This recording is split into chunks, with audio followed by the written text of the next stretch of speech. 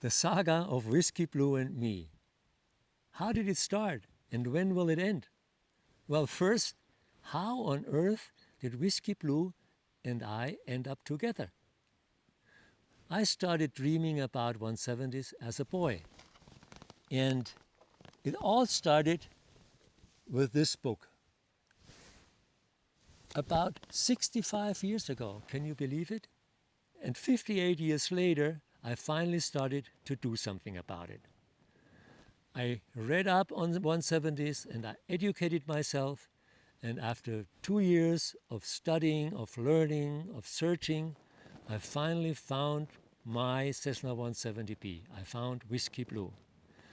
And I took it on a 2-week trip, which I just loved. I just loved everything about it. The plane, the trip, just everything. So I heard the call and I followed the call. I wanted more. But before I even could take off again, the pandemic hit. And then the engine developed some issues. And the more we looked into it, the more complicated it became, up to the point where an overhaul appeared inevitable. It was then when my enthusiasm for 170s went full hog and I decided to upgrade.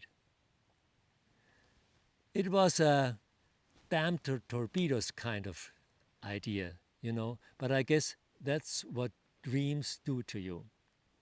And when Whiskyblue was finished and ready to spread its wings again, I took it on a 5-week adventure last year. It was fantastic.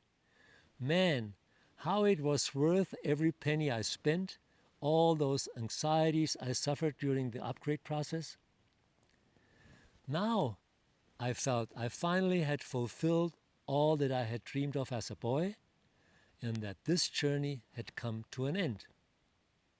And right at that moment, the good, rational German in me piped up and demanded that this project had to be executed completely. This well-thought plan of looking for a 170, buying one, going on a trip, fulfilling this boyhood dream, and then selling the plane had to be finished. And of course, that required to put Whiskyblue up for sale.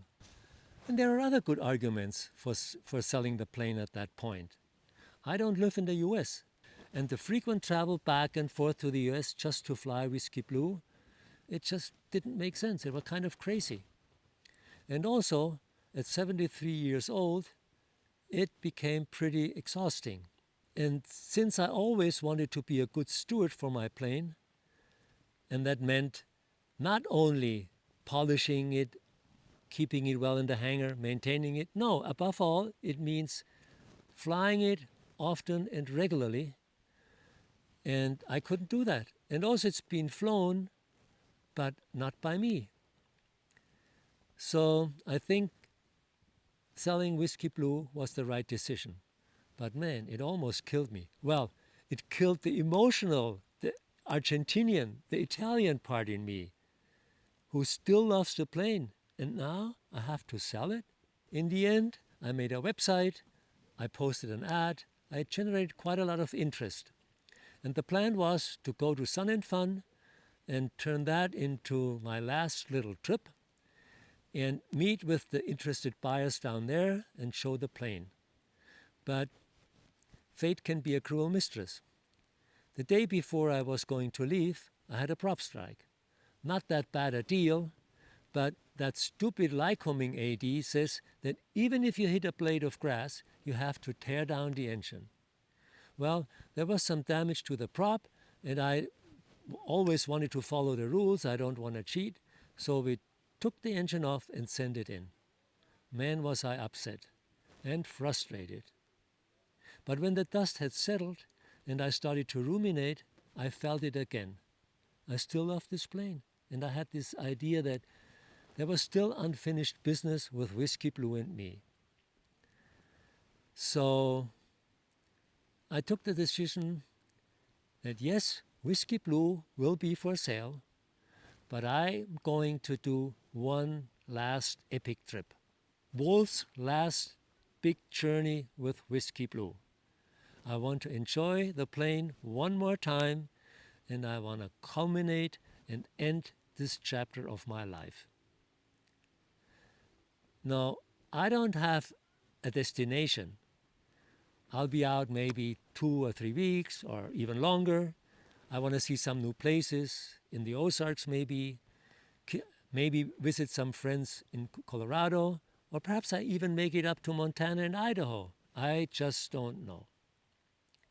But yes, the plane is for sale, and I'm looking to pass it on to somebody who is interested in stewardship.